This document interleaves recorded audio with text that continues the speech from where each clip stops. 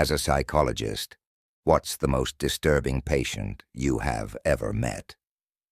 It was a dreary, rain-soaked Thursday afternoon when Thomas Green first walked into my office. Over the years, I had encountered a wide range of patients, each grappling with their own demons. Yet, from the moment Thomas stepped through the door, I sensed an unsettling presence about him, something that made my skin prickle with unease. Thomas was an unremarkable man in his mid-30s, his appearance almost deliberately nondescript, slightly disheveled hair, round glasses, a damp coat that seemed to hang from his thin frame. But it was his eyes that caught my attention. They were a striking shade of green, filled with an intensity that spoke of unseen horrors. "Dr. Harper," he began, his voice low and measured, "I need your help." I gestured for him to sit and offered him a cup of tea, hoping to create a semblance of comfort. His hands trembled slightly as he accepted the cup, spilling a few drops on his lap. "What brings you here, Mr. Green?" I asked gently, studying his face for any sign of his internal turmoil. He took a deep breath, his gaze shifting around the room as if searching for something or someone. "I have visions," he said finally, "of myself, doing terrible things." I leaned forward, intrigued yet cautious. "Visions of yourself? Can you tell me more about them?" Thomas nodded slowly, reaching into his bag and pulling out a large, tattered journal. He opened it to reveal pages filled with intricate drawings and detailed notes, each one more disturbing than the last. "I see myself hurting people, Dr. Harper, and it feels real, like it's actually happening. But when I come to, I'm alone, and no one is hurt. It's like I'm living a double life." I frowned, flipping through the pages. The drawings were meticulous, almost obsessive in their detail. Each scene depicted violent acts, people being tortured, mutilated, killed. The accompanying notes were equally disturbing, written in a precise, almost clinical hand. "When did these visions start?" I asked, trying to keep my voice steady. "About 6 months ago," Thomas replied. "At first, they were fleeting, like nightmares. But then they started happening more often, and they became more vivid. I can feel the blood on my hands, smell the fear. It's like I'm trapped in someone else's body, watching myself commit these horrible acts." "Have you ever acted on these visions in real life?" I asked. My professional curiosity piqued, but my sense of foreboding growing stronger. "No," he said quickly. "At least, I don't think so. I always come to in the same place I was before the visions started. But they're getting worse, Dr. Harper. I'm afraid I might lose control." I studied him carefully, noting the signs of severe anxiety and distress. "Thomas, have you ever heard of dissociative identity disorder?" He shook his head. "No.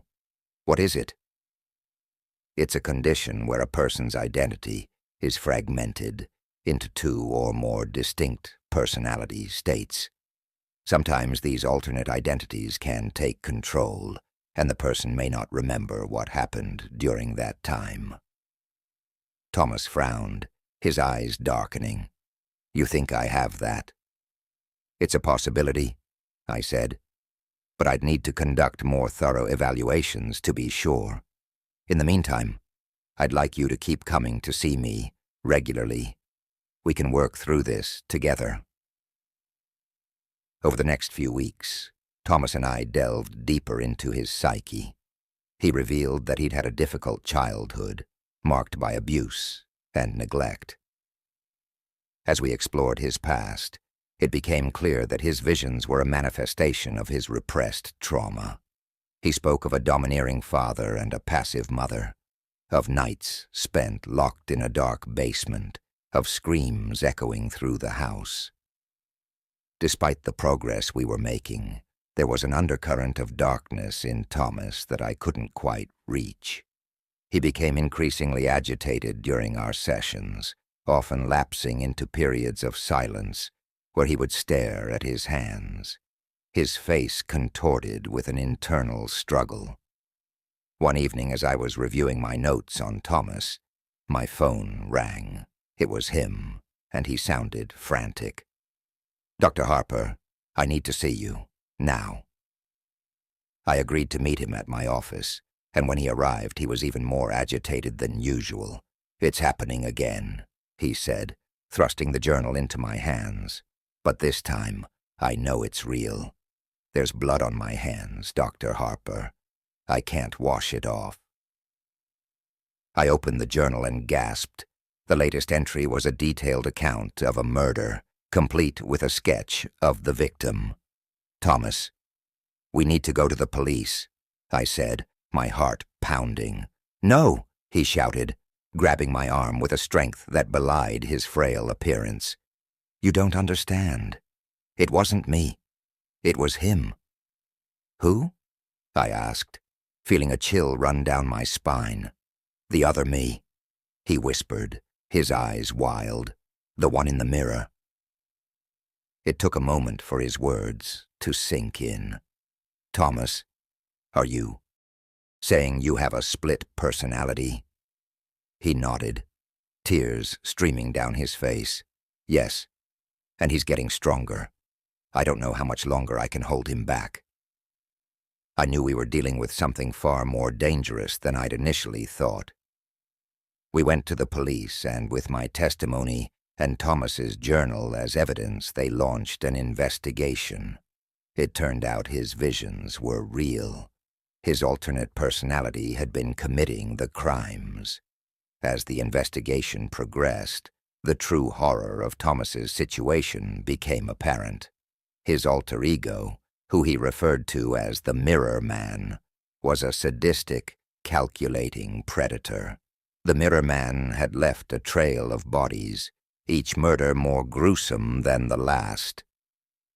He reveled in the pain he inflicted, documenting each act in chilling detail in Thomas's journal. The police found Thomas's fingerprints at multiple crime scenes, but he had no memory of being there.